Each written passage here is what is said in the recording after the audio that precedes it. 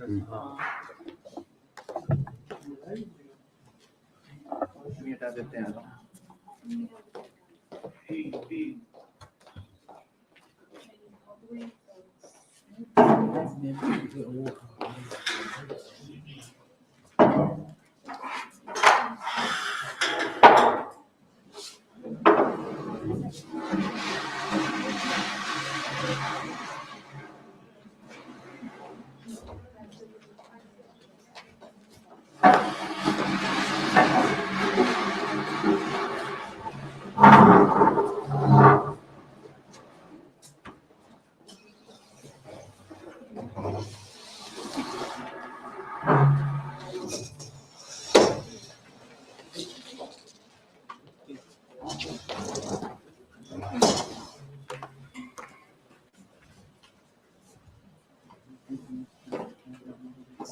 Good morning, everybody. At the outset, I would like to thank Dr. Avasti and the organizers of this workshop for inviting me to speak to you all. My talk is going to be mainly on flow cytometry, which is an immunological technique, and I do my best to cover as much as possible in this time period which is given to me. So I believe you are a mixed bag of students, graduates as well as undergraduates, postgraduates. So I would be trying to make it as simple as possible for all of you, and some people may take it as a repetition, but I will try my best. In case there is any, you are not able to understand any concept, you can please stop me and ask me. Okay. Move कैसे करेंगे slides अच्छा So basically, am I audible? You can please come in front. Ma'am collar mic भी है नहीं तो मैं I am pretty loud. You will hear me? Okay, so first, just all of you I'm sure know this concept. But just before I start flow cytometry, I would like to revise with you what is an antigen. So an antigen is a substance which can be a protein or a polysaccharide or a lipid, which is going to evoke an immune response. Okay. Now another concept which you have to understand is what is an epitope. So every antigen has number of epitopes against which antibodies are being synthesized in our body, and they are synthesized by plasma cells. So antigen is a molecule which triggers an immune response and can be either a protein, polysaccharide or a lipid. And an epitope is an antigenic determinant, which is part of an antigen that gets attached to the antibody, and the antibodies are specifically against the various epitopes which are present on the surface of the antigen. So here this is pictorial. I think this you can understand that this whole thing is an antigen which has various epitopes, and the antibodies are formed against the various epitopes of the antigens. So what is an antibody? Antibody is basically formed against antigens by the plasma cells, and it is a Y-shaped molecule. It's an immunoglobulin, and it has two heavy chains and two light chains. The ones in blue are the heavy chains, and the pink ones are the light chains. And they have a variable antigen binding site, where the Fc component is on the stem of the Y.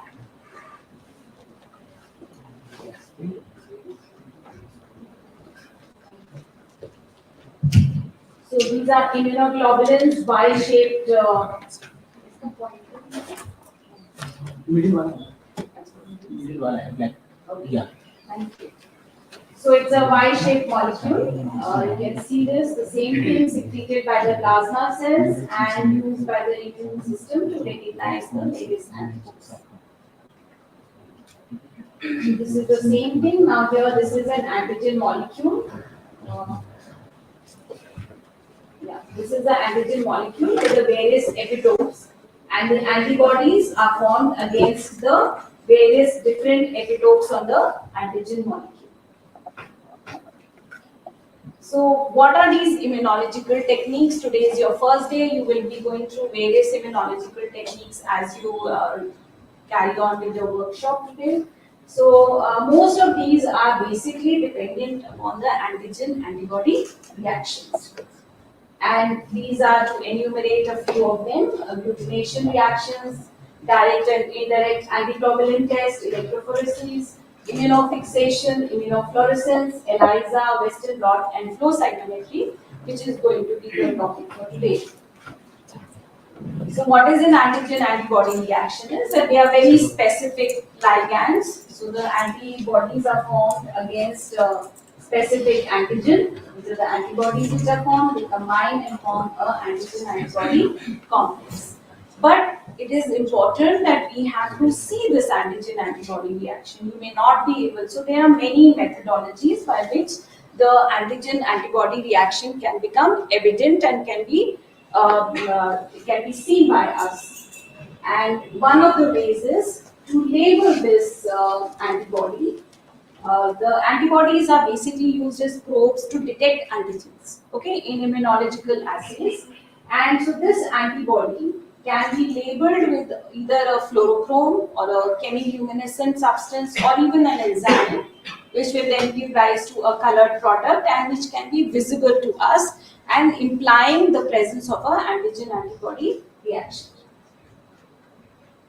So before we touch upon the main subject of flow cytometry, I would like you to even understand what is the concept of polyclonal and monoclonal antibodies. So polyclonal, as the name suggests, means multiple clones. What are clones? They are families. Now polyclonal is the cells can be polyclonal, and even the antibodies which are secreted by the cells can be polyclonal. So the antibodies are secreted by plasma cells, and plasma cells are nothing but activated B cells. So activated B cells, they will, in response to some antigen, will secrete the immunoglobulins.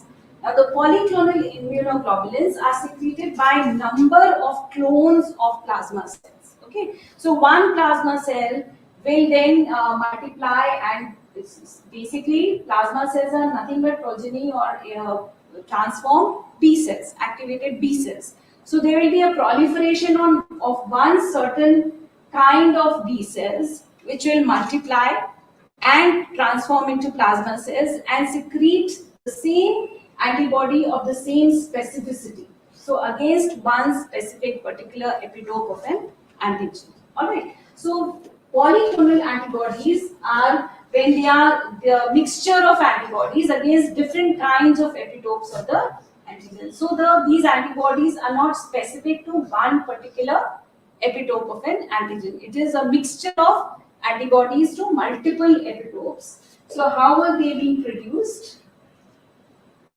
So there was, if there is a rabbit, you inject the antigen into the rabbit, and because of which the B cells get activated, and specific, the ones which react to various different epitopes, and plasma cells are formed, and they secrete antibodies which are of different specificities. Okay, so the antiserum from the rabbit is obtained, which contains polyclonal antibodies. So polyclonal antibodies are basically mixture of antibodies against different epitopes within an antigen. The whole business of immunological techniques was absolutely revolutionized by the synthesis of monoclonal antibodies, and this concept was given by Georges Pollard and Cesar Milstein, who were awarded the Nobel Prize in 1984.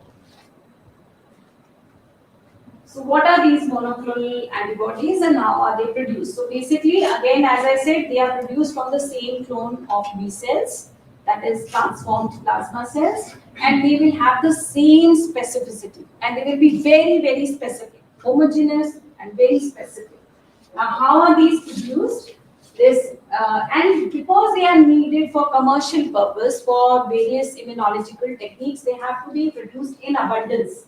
So for that, what was conceived was that the antigen was injected in a mouse, and the plasma cells from the spleen, which were the clone of, which were against the various epitopes of this antigen, they were taken out and they were hybridized with myeloma cells. Myeloma cells are nothing but malignant plasma cells. So there is a cell line, myeloma cells in culture, and they were hybridized. So now these are the splenic cells which have been basically activated by the antigen which was injected into the animal, and they were hybridized with the myeloma cells.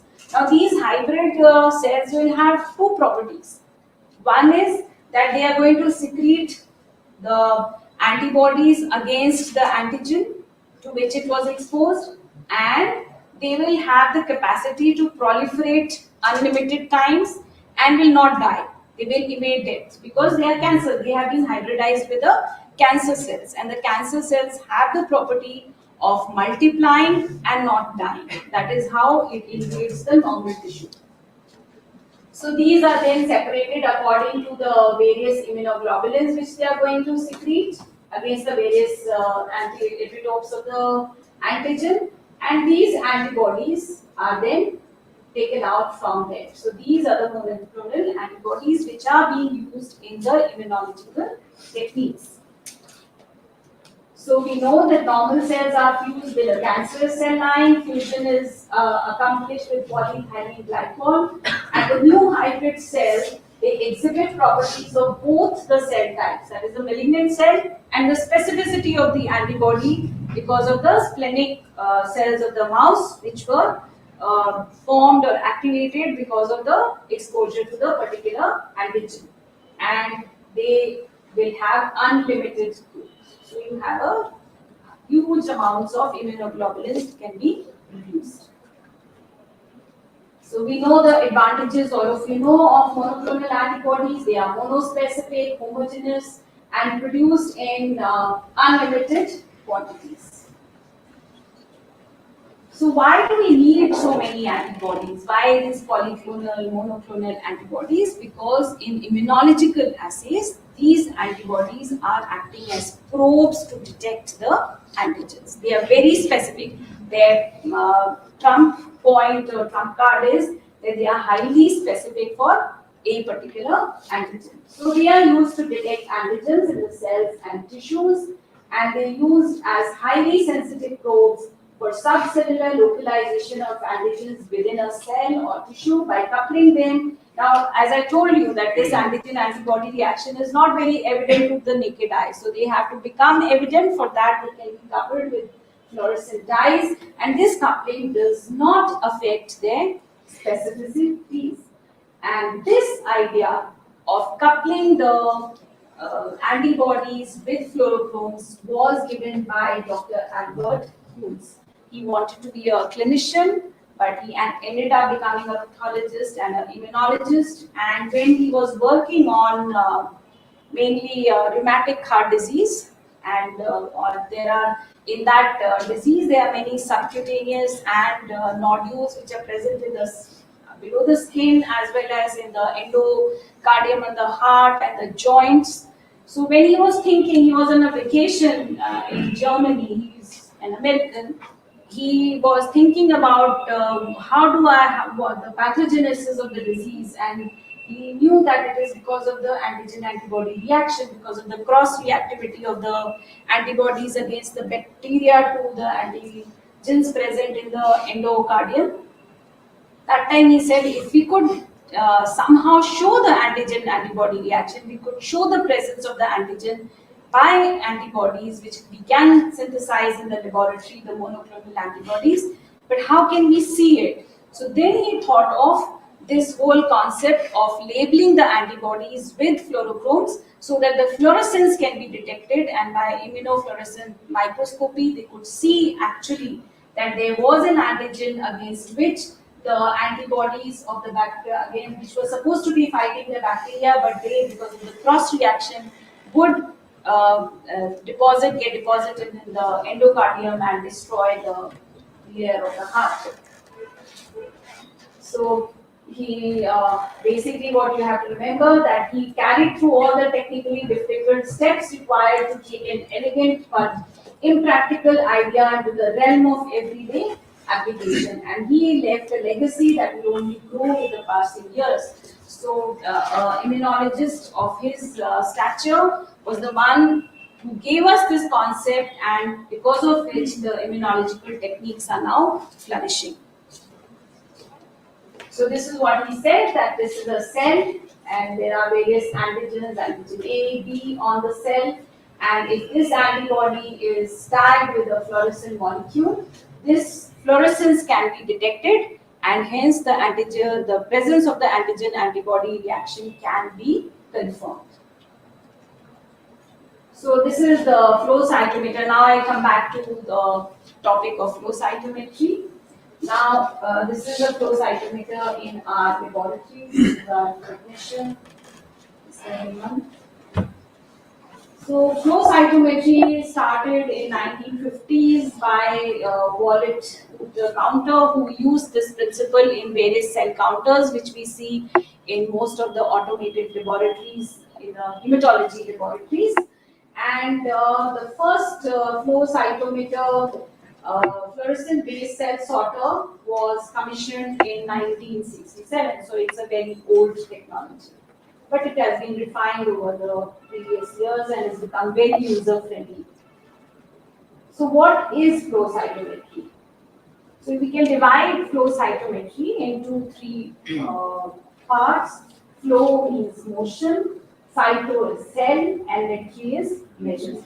Okay? So what it means is that we measure certain properties of the cells which are moving. So flow cytometry basically is measurement of properties of cells which are in motion. Okay? So we know that that means the sample cannot be a solid sample. It has to be a liquid sample. So what are the samples we can use? We can use blood, bone marrow, effusion fluids, fine needle aspirates, and tissue elevates. So tissue elevates is sometimes when we do a bone marrow and we do an aspiration. Are you all familiar with bone marrow aspiration? What is the site? Anybody can tell me? कहाँ से लेते हैं bone marrow का sample? Posterior superior iliac spine. Now external puncture was done earlier, but because it is risky, so we usually do it from posterior superior iliac spine. So we take out the aspirate. Right? Sometimes the aspirate is very difficult to take out and it's a dry tap. That means we do not get the bone marrow. Bone marrow is fluid. So we do not get the bone marrow aspirate. So at that time we do a biopsy, keep it in sheet fluid or saline, normal saline, overnight. And next day we vortex it. So some of the cells, they get shed into the saline. And then you remove the biopsy and use the cells which are now suspended in saline and use them to analyze by flow cytometry. So what you have to remember is for flow cytometry, the sample has to be fluid, because flow cytometry, measurement of certain properties of cells which are moving, which are in motion. So what is it that we measure? So what are we measuring? We are measuring certain physical properties of the cells, and that is the size of the cell and the internal complexity or granularity of the cells. Okay, so we are measuring both the things. Then fluorescence. Then see, you all are aware, what are the cells we see in the blood?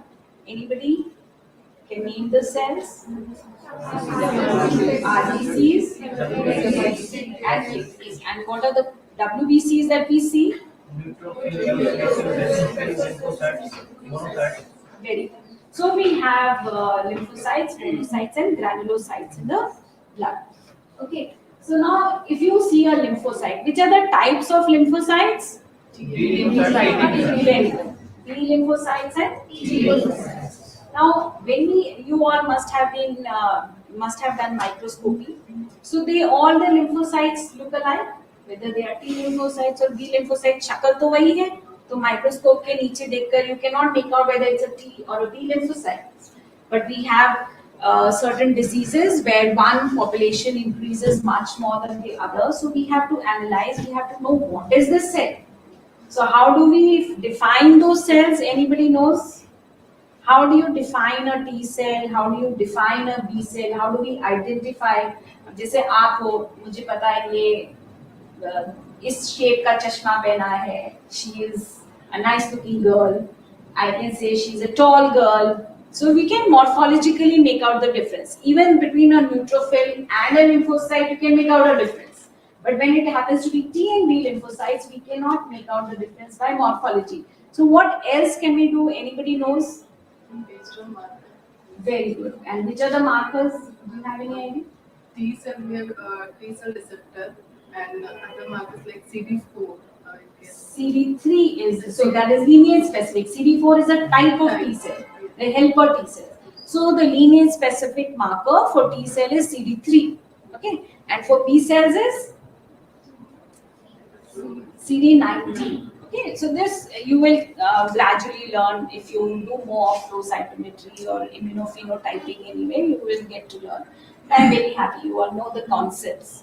Actually, I must tell you, I once conducted long time back when we initially got the flow cytometer, we didn't have so many cases, so I organized some workshops.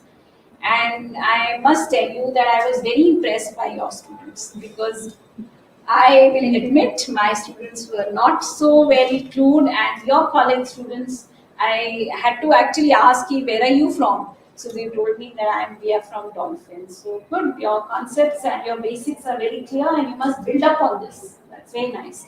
Okay, so B cells are by CD19. So these CD markers are nothing but antigens. And these antigens can be on the surface of the cell or they can be in the interior of the cell, in the cytoplasm, or some are even in the nuclei of the cells. Okay. So we have to identify this. So how do we identify? Here comes the immunological technique in it. And what is the technique we are using? Flow cytometry. So flow cytometry will tell us the size of the cell, will tell us the granularity of the cell, and can also tell us whether it is a T cell or a B cell, the antigenicity of the cell.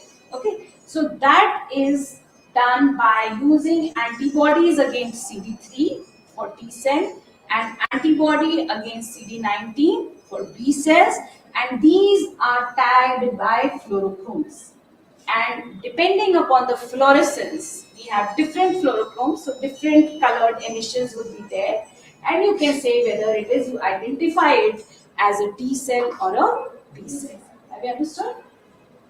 So these are what we measure in flow cytometry.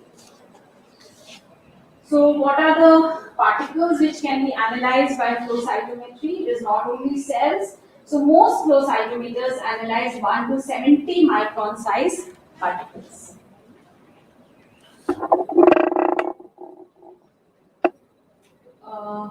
Okay, so now this is just a little bit, I will tell you, there will be a lot of repetition because you may not understand one concept till I tell you the beginning.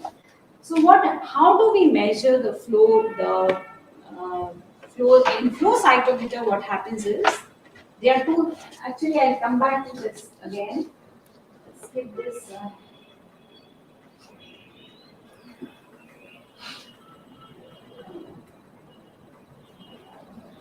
So this is an important slide where what are the components of a flow cytometer?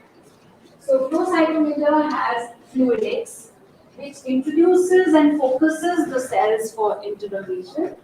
It has optics to generate and correct the light signals, and electronics which converts the light signals into proportional digital signals, and these are then communicated to the computer.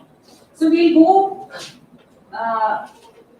stepwise. So first is fluidics. So what exactly is fluidics is,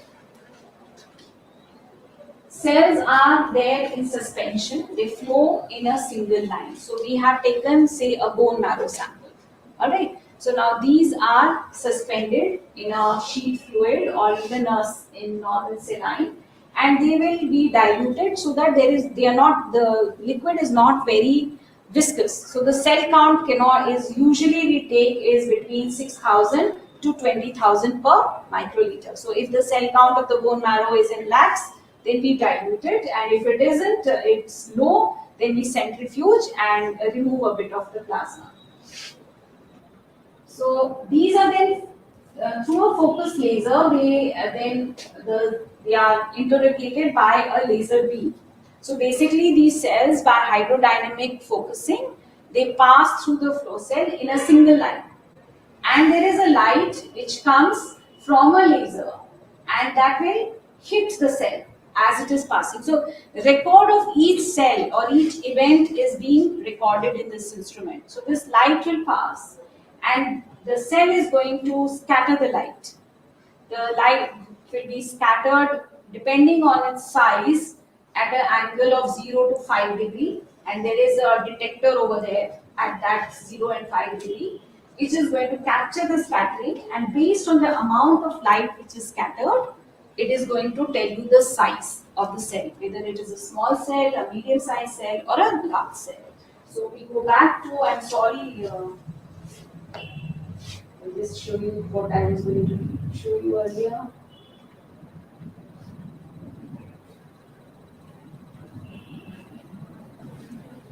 So here, now this is the light which is coming from beam of light from a laser, and when it hits the cell, it gets scattered. Okay, and between 5 to 0 to 5 degree, there is a photodiode which is going to capture. Now you can see that the scatter is much more for a larger cell, while it is the least for the smallest cell. So this, based on this amount of light scattered, it is going to tell us the size of the cell. So forward scatter is one of the parameters which is judged by the flow cytometer. Then we come to the next, which is now this is a cell. Here again, when a laser beam it hits the cell, the light gets scattered, and because of the complexity and the granularity of the cytoplasm, it is scattered in various directions. But a detector is kept at 90 degrees. Okay, and that is going to tell you the size scatter, which tells you the granularity and the complexity of the internal structure of that cell. So these two parameters, the forward scatter and side scatter, without use of any antibodies, we can identify the cells, especially the cells in the blood. Okay, even in the bone marrow, but bone marrow is much more complex, but in the blood we can easily differentiate. So now this has been plotted. This is the forward scatter, this is the side scatter. Now we see the green population. Even if you don't know this, if there is a green population here, now these cells are the smallest you can make out. The forward scatter tells us the forward scatter tells us which property of the cell? Size. It tells us the size of the cell. So here you can make out that this cell is the smallest, these cells, which are the green. So every dot is a cell. So the cells are flowing into the flow cell, and they are hit by the laser beam, and the light gets scattered. The amount of the light which is scattering, which is captured at a detector which is placed at 0 to 5 degree, it will tell you whether it is a small cell or a big cell. So all these cells are small, this is a big cell, and these are all big cells because ये यहाँ पे पहुँच रहे हैं, ये 100 पे आ रहे हैं और ये 50 पे आ रहा है, ठीक है? So ये छोटे cells हैं and all these are big cells.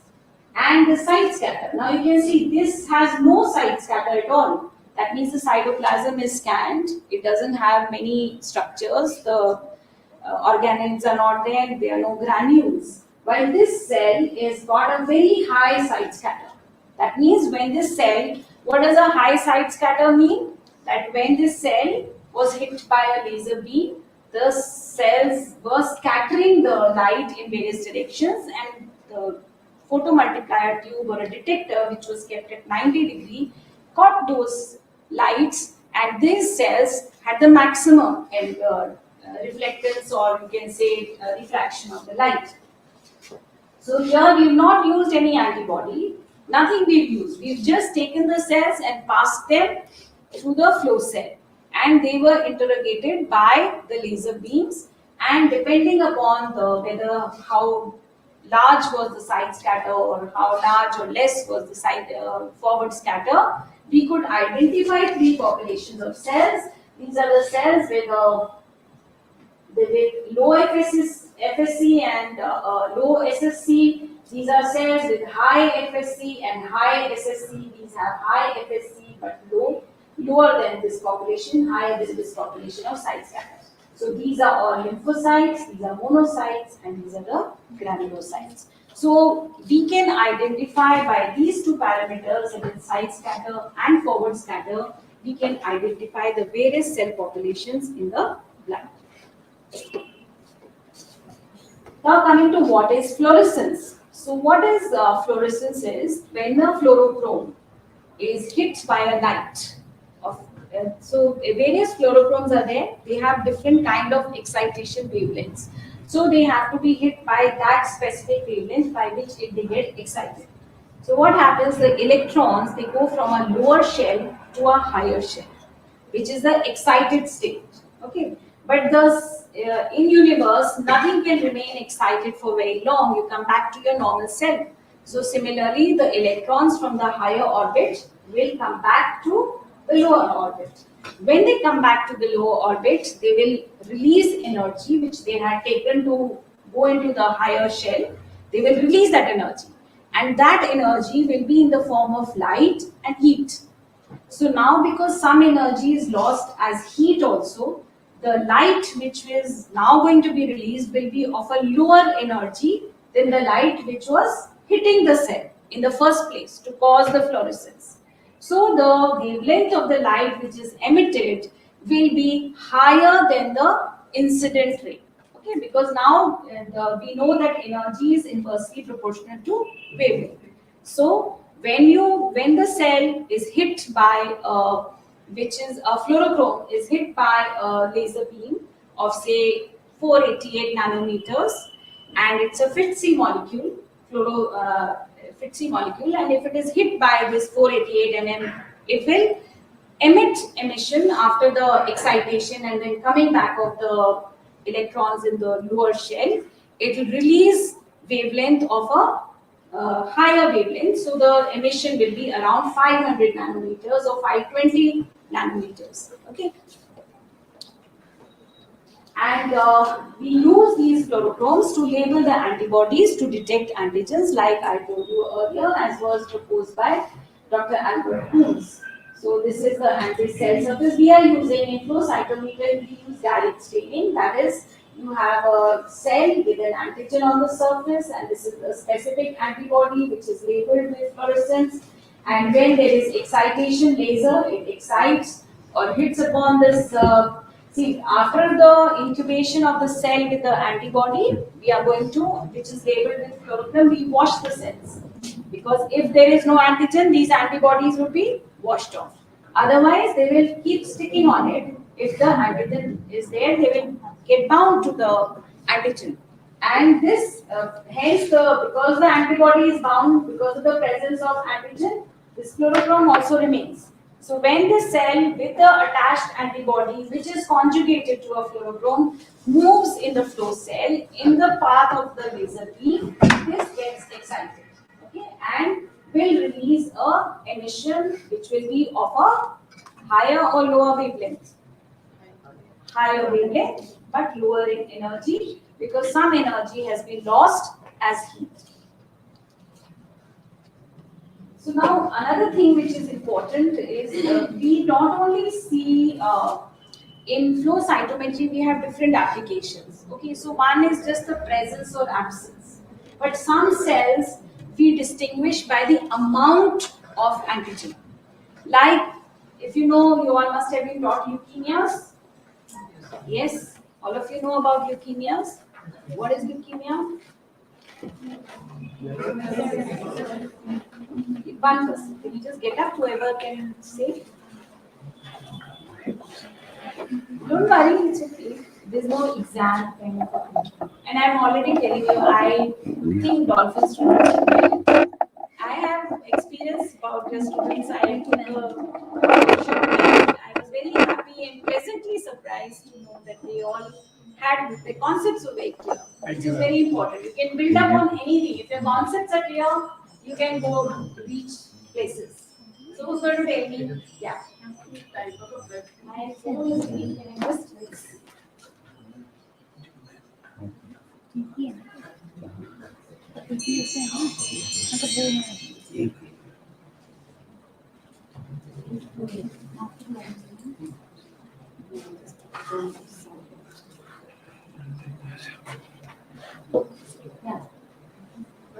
It's a kind of a blood cancer where the WBC count increase.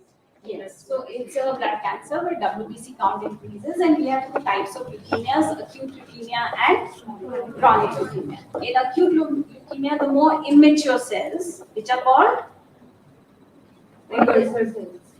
हाँ, precursor cells का जो सबसे immature cell होता है वो कौन सा होता है? Progenitor. Progenitors, but what? Blast. You've heard of blast? So the blasts increase. And now what is, we identify the blast by microscopy, like I told you. But sometimes the staining अच्छी नहीं है, या sometimes the chromatin pattern is not very clear. You can think, is it a lymphocyte or is it a blast? It is difficult. So we do flow cytometry and we can see the CD45. It's a leukocyte common antigen which is present on all the WBCs. But the main feature of blasts is that the intensity of CD45 is less. The expression of CD45 on the surface of blast is really less. So how do we know that this cell is blast? We can do a flow cytometry and we see the intensity of fluorescence because every sample, bone marrow sample or a blood sample will have some lymphocytes, and the lymphocytes have the brightest CD45 expression. And then we see the CD45 of the cells and we compare it with that of lymphocytes, and we see that the emission is very less. And why is it so is very evident here. So now you can see, you can see this cell, it has these antigens. Now this cell has 1, 2, 3, 4. So 4 antibodies, and we now, mind you, we have incubated the cells with the antibodies, specific antibodies, which have been tagged with fluorochromes. Okay. So now these cells, they have 4 antigens, while this cell has multiple, it's 7 antigens. Now, so there will be 4 molecules of antibodies which will be attaching, and these all have their own fluorochromes attached, and they will be, so if we say this is 45, now this cell has only 4 molecules of CD45 on the surface, while this has got 7. So obviously the amount of fluorochromes attached to this cell is going to be much more than this cell. So the fluorescence which we will capture will be much more given by this cell population and less by this cell. So we say that it is dimmer.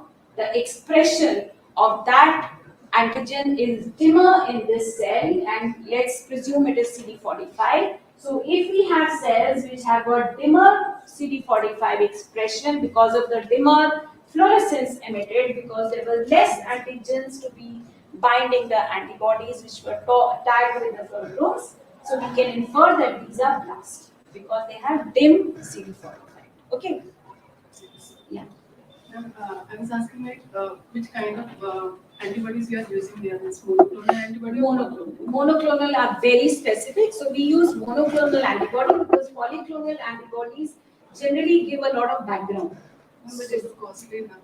It is costly. Flow cytometry is costly, that's why, because monoclonal antibodies, most of the places in clinical applications, like even in immunohistochemistry, we are using mainly monoclonal antibodies. Very few reagents we are using as polyclonal. So monoclonal are more specific and easier to interpret. And this is especially in leukemias where your prognosis, your treatment, everything varies with your diagnosis. So here we cannot cut corners. You have to have panel and you have to have good reagents. So we use monoclonal generally. So here I will show you, this will be seen again in the subsequent slides, that this is how the display comes. Now you know this cell. Now there are 2 antibodies. One is with a yellow fluorochrome which is PITC, and the other is the red fluorochrome, which is PE. So there are many fluorochromes. Alright. Now, if the cells are incubated, there are mixture of cells. There are this cell, this cell. We don't know which are. They all look like lymphocytes. Okay? They all gold cells. Microscopy we cannot make out. So we will then incubate these cells with these two antibodies. The FITC conjugated, which is against, say, antigen A, and PE conjugated, which is against antigen B. Alright. So now, if you see, this cell does not have either antigen A or antigen B because these antibodies are not binding to this cell. These cells have only antigen B because the PE is attached to it, but the FITC labeled antibody is not attached to it. This population has only the FITC conjugated antibody, so has only antigen A on it. And these cells have both antigen A and B because both the antibodies are binding to the surface of these cells. And when we read the fluorescence, so here, as I told you, this is showing us the fluorescence of the PE, and this is showing you the fluorescence of FITC. So this is x-axis and y-axis. यहाँ पे 0 है. और जैसे जैसे बढ़ेगा cells का वो right side में आएगा या ऊपर आएगा, है ना? So this population of cell is which cell? The ones which have the antigen A or antigen B or don't have. This population of cell in the lower left corner. They don't have any antigen, neither A nor B, because there is no fluorescence. Alright. And what about these cells? This is PE and this population of cells. Antigen B. This was B and this was A. So because it is positive for PE. And these cells, both. They have both A and B. And what about this? Only A. So by we have been able to segregate the populations using antibodies labeled by different fluorochromes. Okay. So this is the same thing expressed differently. So again, I would like to tell you that this is a coherent light source, that is a laser, which is going to have this excitation beam of 488 nanometers, hits the cells. These cells have been incubated, so थोड़ा इनका side scatter or forward scatter तो हो गई, उससे cell size and the complexity of the cytoplasm can be assessed, and in turn, since they have been attached to antibodies which are conjugated with fluorochromes, there will be some fluorescent emission which will be detected by the fluorescence detector. Okay. So this again the same concept that if there is only one antibody attached, there are 3 antibodies and there are 5. So obviously the fluorescence is going to be greater. So again, this is just a picture to show you what happens in a flow cytometer. So these are the cells, and they are then here is the sample staining is occurring. So the cells are all incubated with a mixture of antibodies, and each type. So suppose there is an antibody A which detects antigen A. There is an antibody B which is detecting antigen B. They will be both with a different fluorochrome. Okay, they will both be labeled by a different fluorochrome ताकि फर्क पता चलेगा कि ये कौन से fluorochrome से आ रहा है, मतलब ये red है कि green है, तो कौन सा antigen positive आ रहा है, दोनों positive आ रहे हैं कि दोनों negative आ रहे हैं कि which A or B is positive. Are you understanding this concept? I will be more evident in the subsequent slides and just giving you an overview first. So we coming back to the basic components of a flow cytometer. So fluidics is to introduce and focus the cells for interrogation, optics to generate and collect light signals, and electronics is to convert these into digital signals.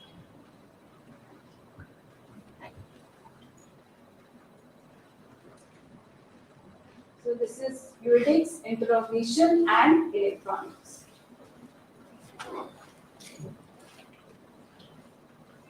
This I think I'll show you in this picture. So here what is happening is you've taken the cells, you have already incubated these cells, they are in a fluid medium because the cells have to flow. So and a certain right number of cells, you don't have to make it very viscous. So you take a cell count, upper limit is 20,000 per microliter.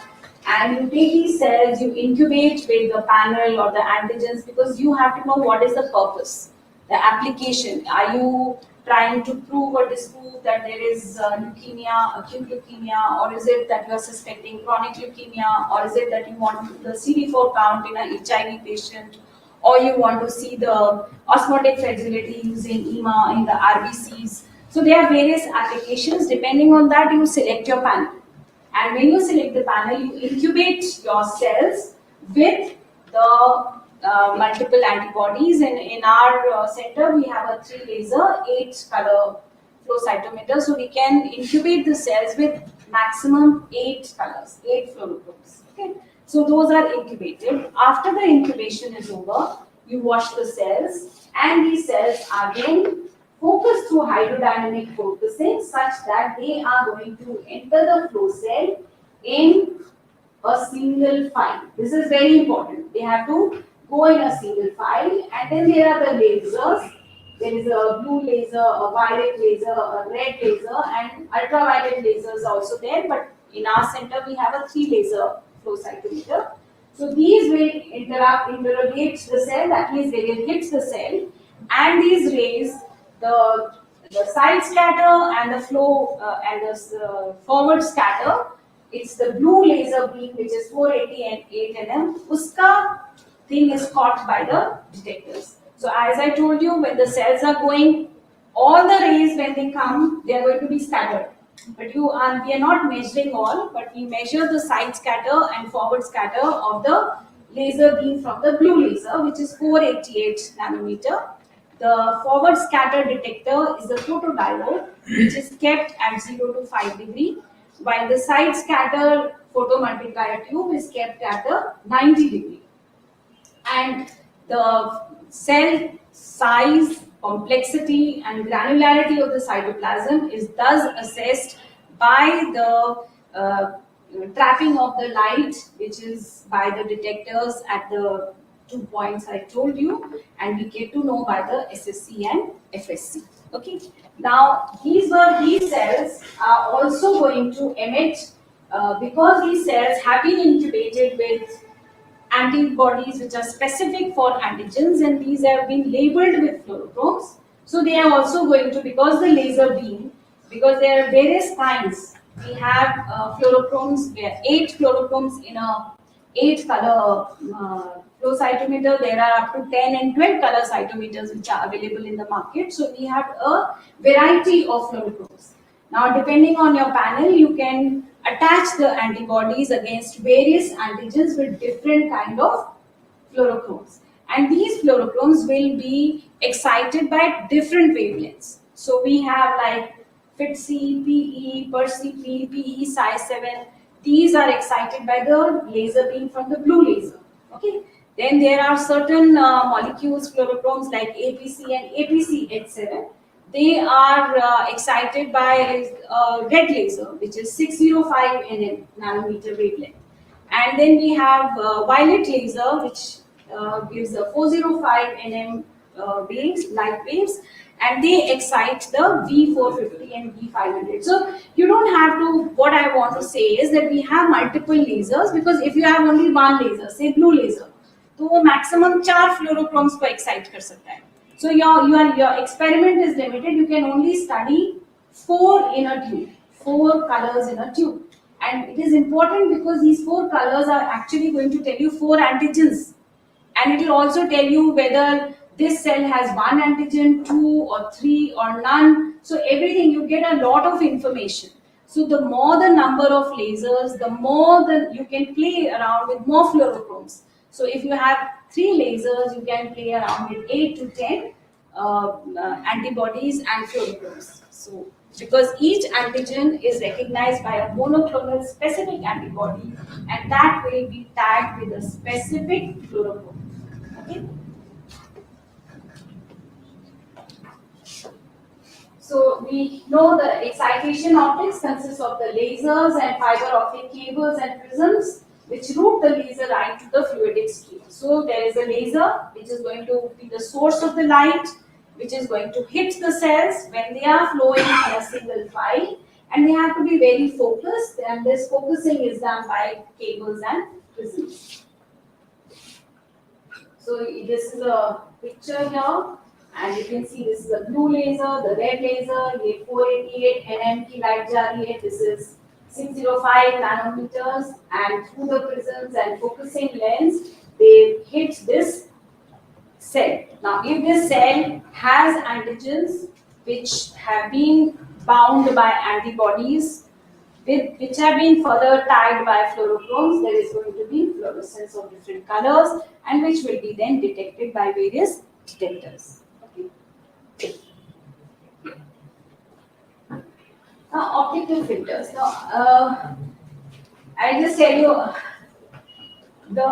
what are these detectors. So basically, we are using in a flow cytometer, the detectors are photomultiplier tubes. Now, what are photomultiplier tubes? Anybody has any knowledge? So these are nothing but vacuum tubes which have a cathode and an anode, and they are run on the principle of photoelectric principle, which is whenever the photon or light hits the cathode of the photomultiplier tubes, there is release of electrons. And because of the diodes which are present inside the tube, the number of electrons keep increasing. And these electrons, because they hit via cathode say, which is negatively charged, electrons are negatively charged, they will go towards the anode of the tube. Okay. So this movement of electrons from cathode to anode is going to cause current. Because what is current? It is movement of electrons. So now this is going to generate the current. The more the light, the more would be the release of electrons. And where is this light coming from? Where is this light in a flow cytometer coming from? Pardon? Excitation.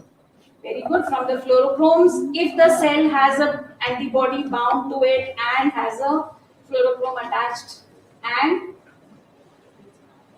Laser वाला light तो यहाँ पहुंचेगा नहीं, through the sales ही जाना है. Laser तो हम नहीं डिटेक्ट, लेजर को तो हमें पता है वो लाइट एमिट करता है, but what about this? Where is the light coming from? एक तो फ्लोरोक्रोम्स का लाइट आएगा, बिकॉज वहाँ पे जब सेल के पे एक एंटीबॉडी था which had a fluorochrome, so when the light hits the fluorochrome, it emitted certain wavelength light. So that is coming, reaching the photomultiplier tube. Where is the detection? Which other light is coming there? No, I'm okay. Pardon? नहीं, forward scatter, side scatter, वो भी तो light है, सिर्फ fluorescent emission नहीं है. अगर हमने ये सेल्स को इंक्यूबेट ही नहीं किया है, if we are not incubating them with the antibody, still there will be some signal which is coming because of the size of the cell, because cell is a block in the path of the light. The light is going to scatter, and that also we are detecting at 0 to 5 degree and at 90 degree. So that will be your forward scatter and the side scatter. And we have now, scatter is a physical thing which is going to happen, but we know that the forward scatter is dependent on the size of the cell. So if the forward scatter signal is dots, we know that it's a large cell. If it is less, we know it is a small cell. So it will tell us the physical property of that cell, whether the cell is big or is it large. And we know by morphology that neutrophil is much larger than a lymphocyte. So we know the scatter of a lymphocyte will be less than that of a polymorph. Similarly, the side scatter is going to tell us the granularity. We know neutrophils or granulocytes have much more granules than the lymphocytes. So obviously the side scatter of a granulocyte will be way more than that of a lymphocyte. So we are catching from different, the side scatter, forward scatter, emissions because of the fluorochromes, if the antigen was present and the antibody had bound to it. So any wavelength of light is going to do this thing. So photomultiplier tube हमें हर जगह रख दिया, ठीक है, 90 degree पे, इधर उधर side forward scatter के लिए 0 to 5 डिग्री. वो लाइट को जैसे ही light touches the cathode, there is generation of electrons. These electrons move towards the anode and there is generation of current. This current is then passed through the resistor, because most of the digital signals can only convert volt and not light current. So what these are passed through a resistor and it gets converted to voltage. So these voltage is then converted to digital signals. So it is all dependent upon the amount of light which is hitting the photomultiplier tube. But it is independent of the wavelength. So if there are cells which have A antigen, B antigen, C antigen, we have 3 fluorochromes. उनका जितना भी fluorochrome होगा, they are going to cause emission, but all of them will cause the detection. So we don't know whether it is because of presence of A antigen or is it because of the presence of B and because of C. So we are again at C. We do not know. So we have to make a way, because the generation of current and voltage is independent of the wavelength. The wavelength is the property of that fluorochrome. What is its emission, excitation wavelength is, what is its emission wavelength, that is absolutely the property of a fluorochrome. And fluorochrome we are using because it is bound to the antibody, and the antibody is very specific to the antigen which we are trying to detect in a cell. Okay, so we need a methodology to know that A antigen ke against Jo antibody and which is bound to FITC. So FITC means emission by FITC means antigen A. So we have to then assign the detectors to each wavelength. Have you understood? Because ultimate jo signal hai, it is not dependent upon the wavelength. So we'll have to assign a detector to each wavelength, and that is done by optical filters. So many wavelengths of light will be emitted from a cell. The forward scatter and side scatter will be 488 nm. Then our FITC labeling hai, so it will be around 500. If it is PE, it is 525 to 550. If it is per CP psi 5.5, it is even higher. So they have the same excitation wavelength, but the emission wavelength of all the 4 fluorochromes are going to be different. Okay. So, and in order to detect them independently, we have to use the filters. So they are designed such that they absorb or reflect some wavelengths of light and transmit others. So in front of these detectors, suppose FITC ka emission is 500 nanometer. A blue light from a blue laser hits a cell. Now this cell has an antigen A, which is binding to the antibody to antigen A, which has a FITC fluorochrome. So we know if there is FITC ka emission, and we know FITC emission has to be in the range of 500 to 520 nanometers.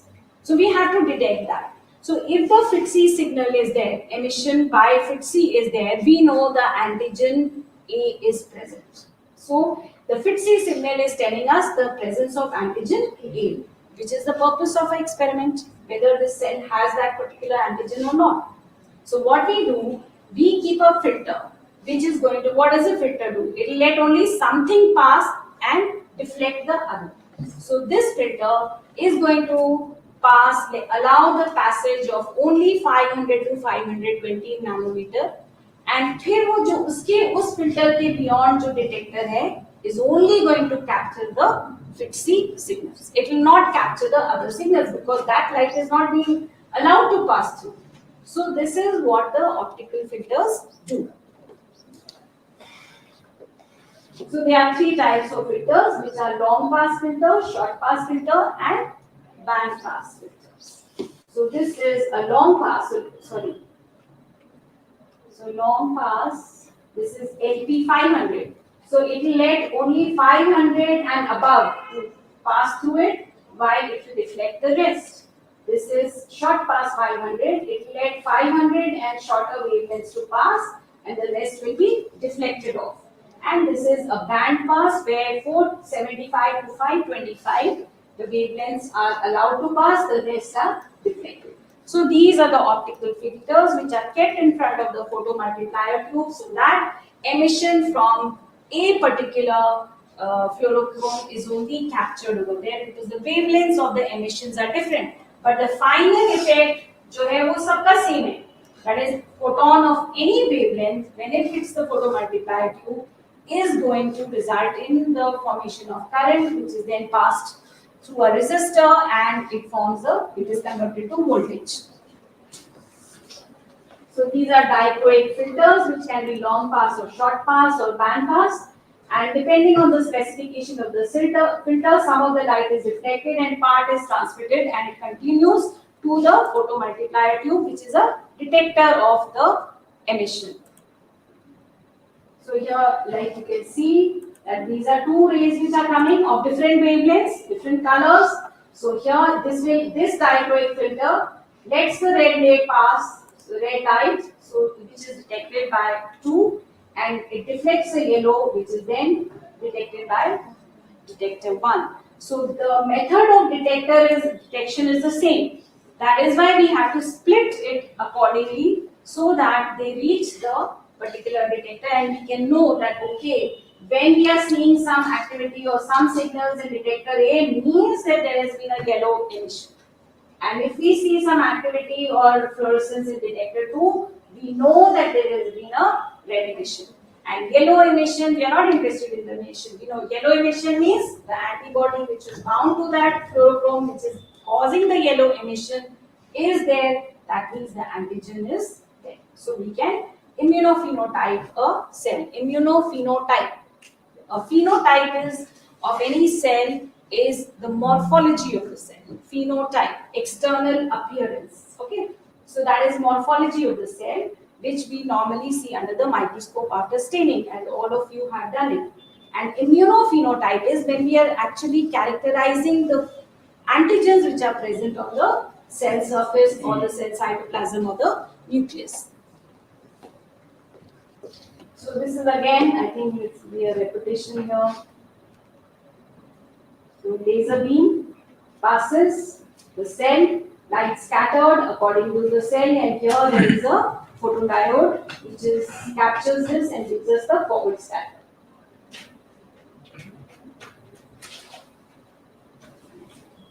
So just get this side scatter ready to get.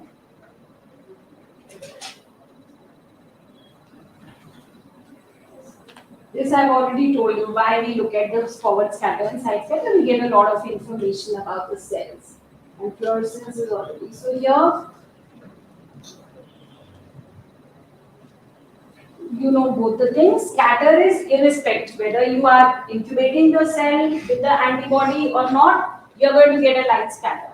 And there are two types where we are detecting at 90 degree the scatter, and we are detecting the scatter at 0 to 5 degree, and both these scatters give you different properties of the cells, and you can then arrange the cells accordingly, at least of the blood sample.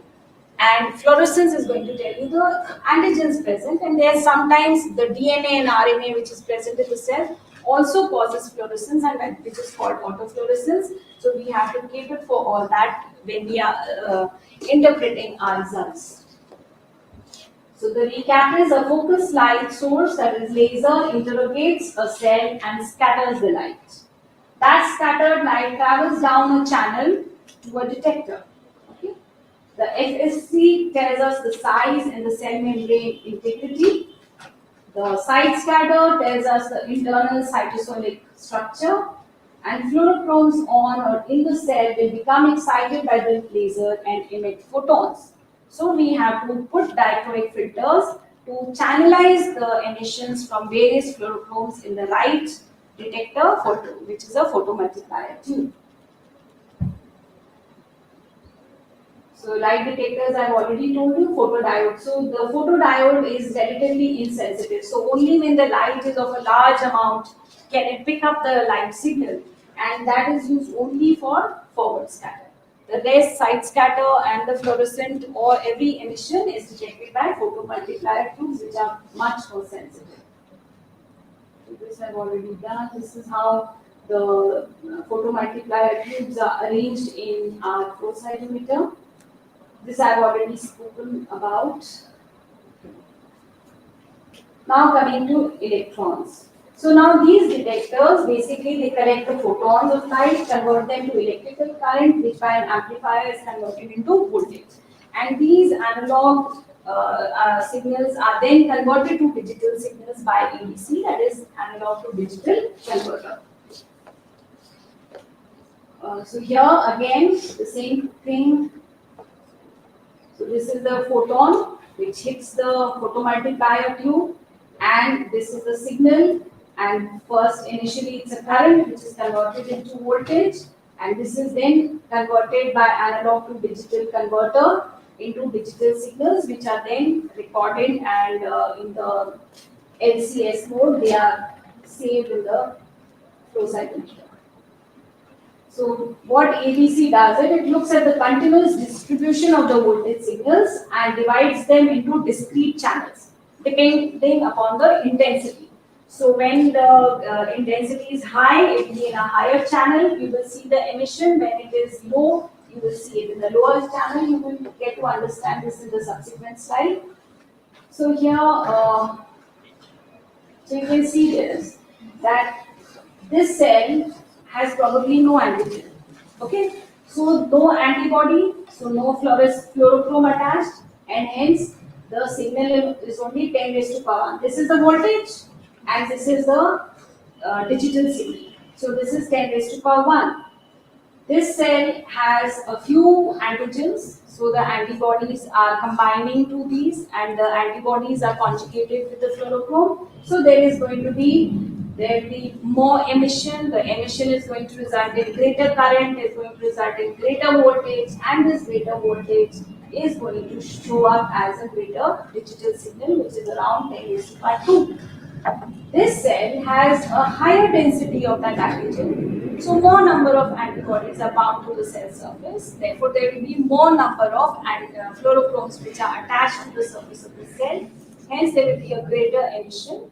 Because of the greater emission which will be detected by the photomultiplier tube, it will be more current, more voltage, 6.21, and it will be seen as a greater digital signal, which is 10 raised to power 3. So all the digital signals are according to the amount of light voltage, and voltage is according to the light which is hitting the photomultiplier tube, and that is according to the number of antibodies which are tagged with the fluorochromes which are attached to the surface of the cell. So this is the FCS mode or mode file, or the list mode file in which the data is kept. So we again just remember that photons get converted to electrons into voltage pulse and then digital signals, and the varying number of photons reaching the detector are converted to a proportional number of electrons. So what you have to remember, it is not only the presence or absence, but even the amount of antigen we can make out, and by that, especially in certain when the cells are acquiring, there are some myelodysplastic syndromes where we can identify cell only by the amount of antigen expression in that particular cell, and there is a maturity flow, that it is only over this period it is going to acquire this much gradually, and if we do not see that gradual curve, we know that these cells are not they are dysplastic and they are not maturing in the right pattern. So even the intensity of the fluorescence is very important. So the number of electrons which exit a PMT can be multiplied by making more electrons. We can increase the voltage. So these are when you do any you start working with a flow cytometer, you will realize how you can play with the voltages and get the right amount of signal which can be seen well.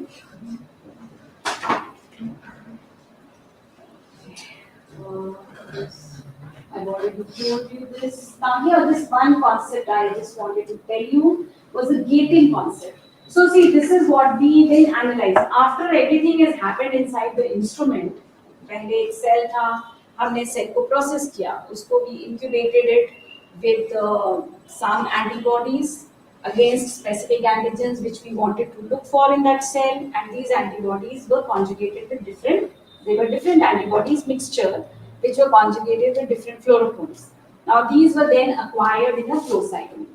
Now flow cytometer में this whole thing happened, that the cells went in a straight line, then they were interrogated by light, and that light was scattered. So there were detectors at various places, and there were optical filters to guide the light into the right place.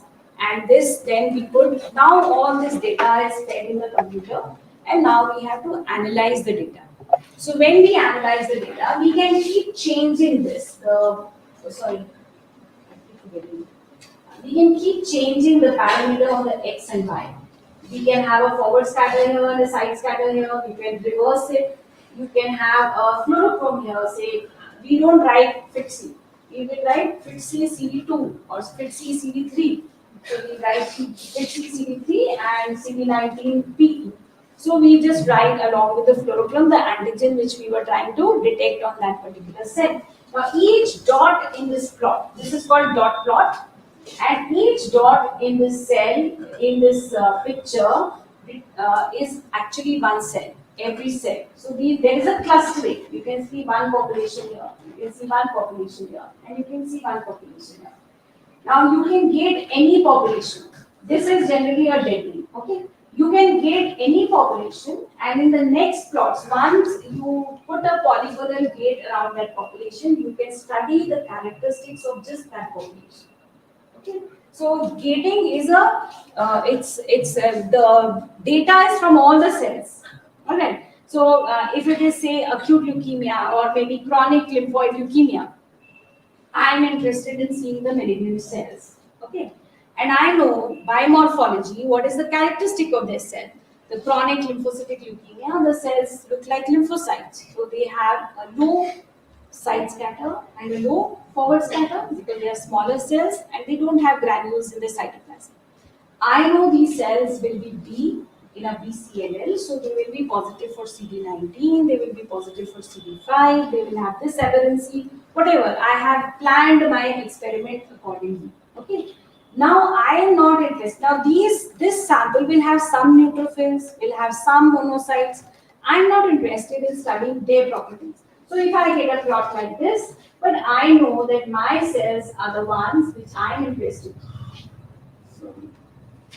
in.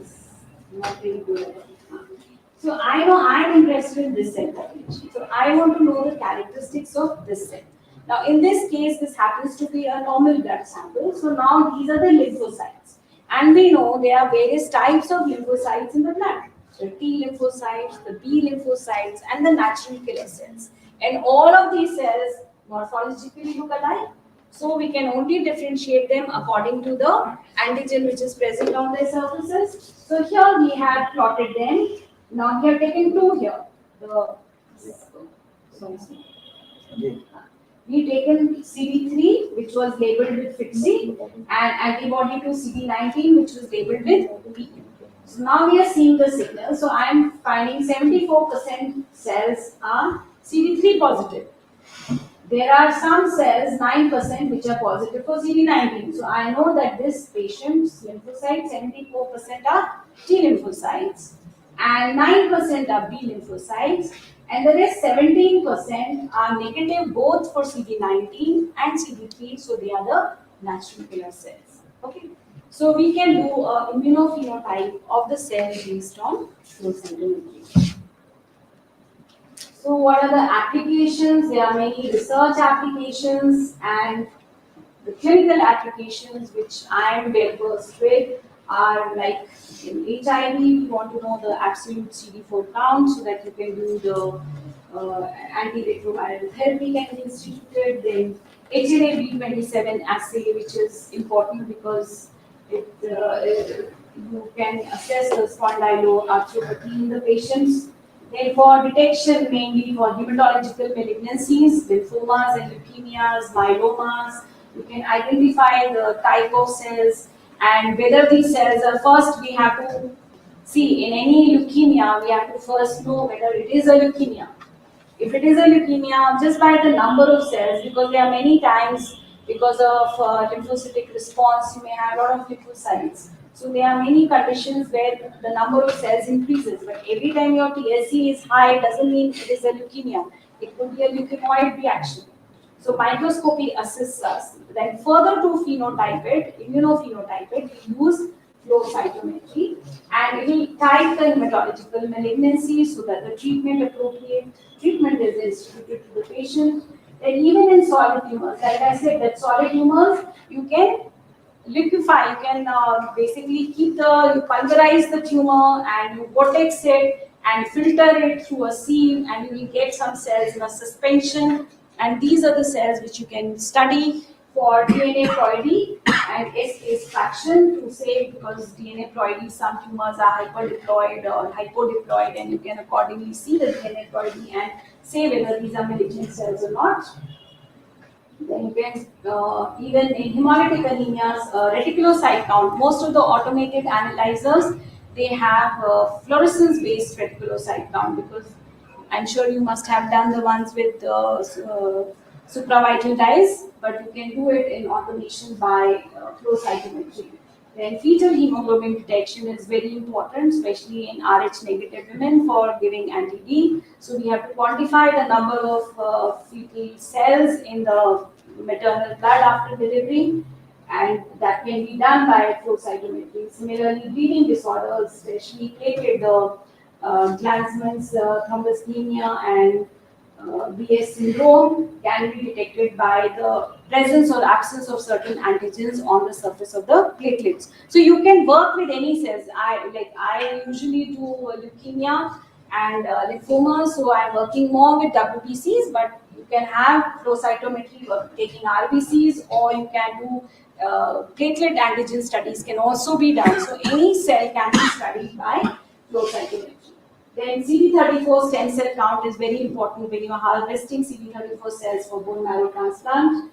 And then surface markers and polymorphs like CD64 is especially associated with septicemia. So even the presence of CD64, which is normally not present on neutrophils, the presence will imply that the patient has septicemia. So we have septicemia has a battery of investigations put together which tell you that the patient is septicemic.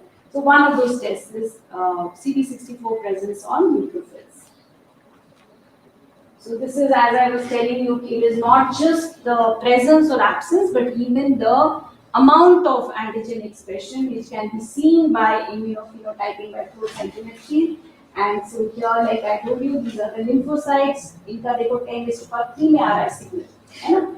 And these cells, the green population has lesser. So this is the dim CD45 cells, and these are the granulocytes, because this CD45 is plotted against what is SS? What is SS? Side scatter. So we know the blast. If you have seen, have you been shown blast? You must have seen picture, right? So these are basically like lymphoid cells, only their chromatin is very fine, and they have hardly any cytoplasm with no granules almost. So their side scatter is very low. So you can see these side scatter is low. They look like lymphocytes. For a novice, they all look like lymphocytes. So these, but you can define them because they have a 45, which is much less than the lymphocytic population. You see this as dim CD45. So cells with dim CD45 and a low side scatter are blasts. They are defined as blasts. And then in the next plots, you can just gauge these. Because green color का उसके आगे ये पड़ा हुआ है, the line, polygon. So we have gated these cells. In the subsequent plots, then you can study the characteristics of these cells only. You don't have to study. So whether CD34 is present, whether CD3 is present, are they T lymphoblasts, are they B lymphoblasts, then we can do the immunophenotyping and characterize the cell. So उसका सब पूरा characteristics we can see by flow cytometry. So panel is designed as per the application. So again, last overview of your flow cytometer. So this is the excitation laser. There are the 3 lasers. They are focused on these cells which are by hydrodynamic focusing. These cells are going in a single file, and there will be signal for forward scatter. यहाँ पे side scatter नहीं बना है. Here there is a side scatter, and then of course there are various fluorochromes, and because of these optical filters, the right only one wavelength passes, and then we know the detection. That means there will be a particular antibody which was conjugated with that fluorochrome. So this is how, and this PMP, and then these signals are digitized, and you can, through a software, we can analyze whatever data is stored. So I end with this importance of small steps. So you take small steps every day, and you are definitely going to reach your destination. So best of luck to all of you.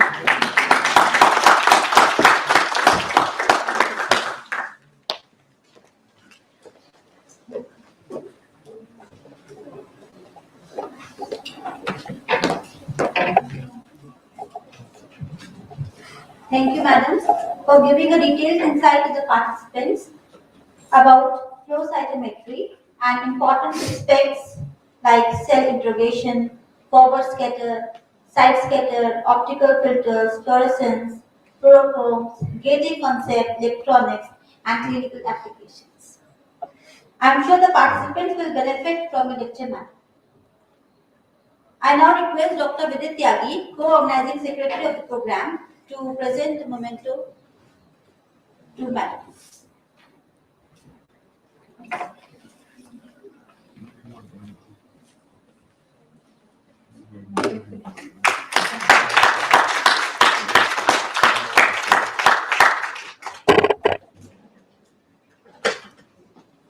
Thank you, ma'am.